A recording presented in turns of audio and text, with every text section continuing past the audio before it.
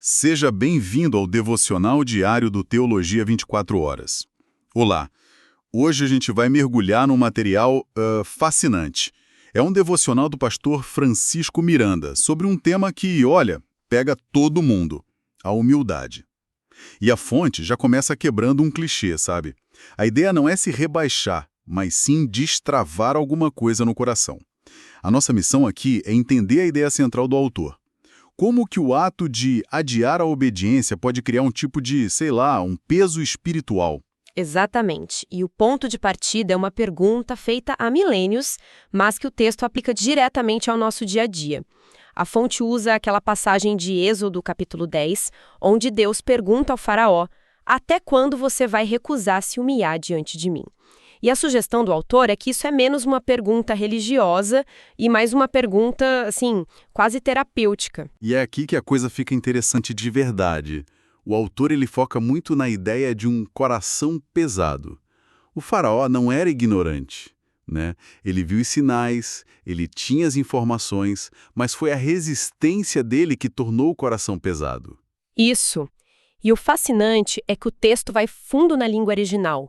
A palavra hebraica para pesado aqui é kaved, e ela não significa só peso, sabe?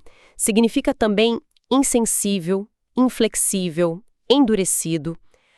A analogia que o autor usa é brilhante. É tipo uma dobradiça de porta enferrujada. Quanto mais você força do seu jeito, mais ela trava. Fica mais rígida. Espera aí, então a ideia de coração pesado no original não tem a ver com tristeza, com melancolia. É mais sobre estar paralisado, Exato. Inflexível. como uma porta que não abre. Nossa, isso muda completamente a leitura. Essa imagem da dobradiça é ótima.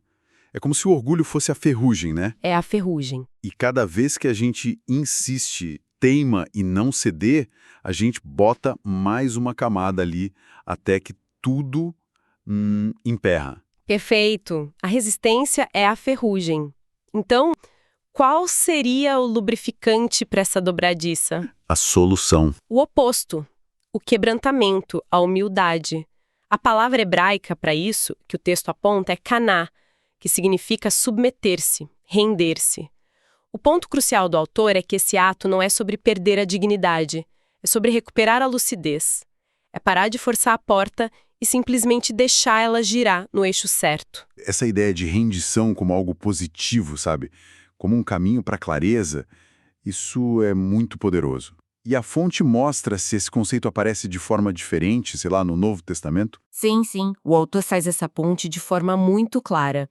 Ele cita Tiago 4,6. Deus resiste aos soberbos, mas dá graça aos humildes. E a palavra grega para humilhar aqui, tapeinou, o texto descreve não como uma humilhação forçada, mas como uma escolha consciente de descer de um pedestal, para que algo maior seja exaltado.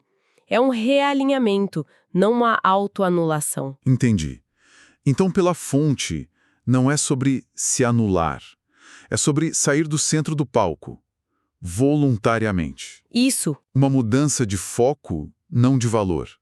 Ok, isso é fascinante na teoria. Mas e na prática? Como o devocional sugere aplicar isso no dia a dia? A aplicação que ele propõe é muito direta, bem concreta.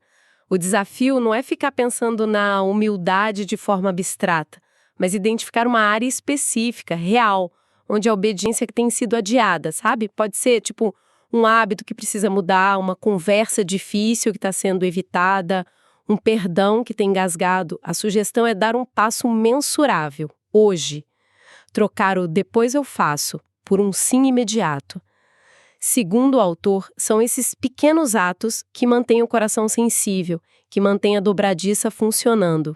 Em resumo, então, a grande ideia que a gente tira deste material é que a humildade funciona como uma chave, não para se diminuir, mas para tirar o orgulho do volante e, na perspectiva do autor, colocar Deus no centro das decisões. Isso mantém o coração leve, flexível. É uma reflexão muito profunda. Aliás, a gente adoraria saber o que você pensou. Comente como este devocional falou com você. E a gente adia, qual seria então a relação entre um coração leve e esses pequenos e imediatos atos de rendição na vida diária. Fica aí a reflexão. E se você quiser aprofundar, acesse gratuitamente o teologia24horas.com.br. Teologia 24 Horas, um jeito inteligente de ensinar e aprender.